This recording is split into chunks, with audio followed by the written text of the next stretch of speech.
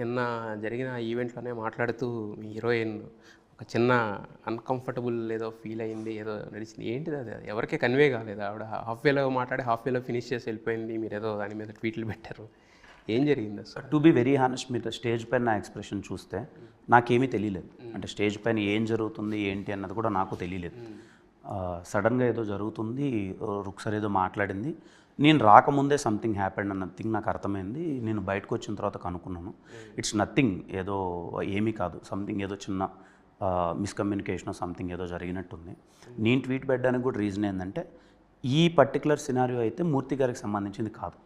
Because నేను ఆయన వచ్చారు చూశారు, నేను సోషల్ మీడియాలో కానీ అక్కడ ఇక్కడ చూడడం, మూర్తి గారిని మీరే వింటారని అంటే నేను ఉన్నాను కాబట్టి, నాకు తెలిసిన విషయాన్ని కూడా తెలియనట్టు నేను సైలెంట్గా ఉండద్దు కాబట్టి మూర్తి గారికి అయితే సంబంధం లేని విషయం అన్నది నేను పెట్టాను. అది సో రిమైనింగ్ థింగ్ ఏం జరిగింది అన్నది ఇట్స్ వెరీ సెన్సిటివ్ థింగ్. నేను అందుకే చెప్పాను.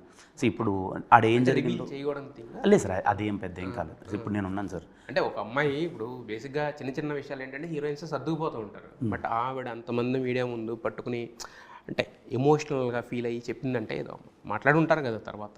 అంటే వాటర్ ఇందాక ఇప్పుడు కూడా రుక్సర్ అది ఉందంటే వీ హ్యావ్ టు, నాకు పర్టికులర్గా సినారియో కంప్లీట్గా తెలియదు. నాకు ఏదైనా తెలిస్తే మనం చెప్పచ్చు. అందుకే నేను ట్వీట్ చేసేటప్పుడు కూడా will take some time, will address it అని చెప్పాను. అది ఏం జరిగిందో నాకైతే ఇప్పుడు నాకు కూడా కంప్లీట్ సినారియో తెలియదు. ఇప్పుడు ఎందుకంటే నేను కూడా దీంతో కూర్చొని ఏమైంది రుక్సర్ అని నేను మాట్లాడలేదు. ఇప్పుడు ఇందాకే వచ్చాను, ఇప్పుడే ఇంటర్వ్యూస్ ఇది కంటిన్యూస్గా మాట్లాడలేదు. మరి హెయిర్ స్టైల్ మాత్రం చాలా బాగుంది యాక్చువల్గా. Next ramp ఆడించిపోతున్నారా?